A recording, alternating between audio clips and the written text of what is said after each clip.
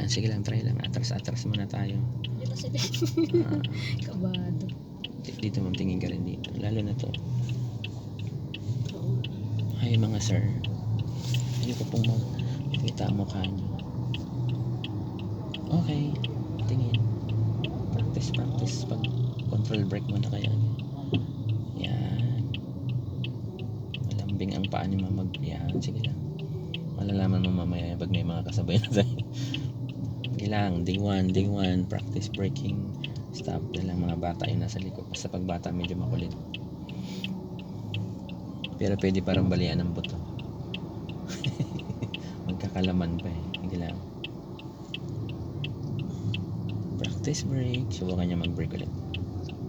Okay. Isa pa.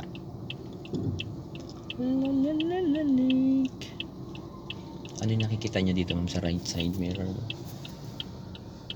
Okay. Itong nasa takip ng kanal niya ma'am. Hanggat maaari wag tambayan yan. Okay lang naman siyang daanan ng konti pero wag tambayan kasi nababali yan eh. Kaya ayaw pong sagasaan ng truck yan ma'am. Kotse medyo kinakaya-kaya. Pero hanggat maaari wag.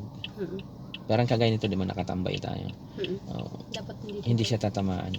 Kasi pwede kang pwede mabali yan. Kasi manipis lang po yan. Tapos na lang yan, parang nakapatong lang siya. Sige. Tapos.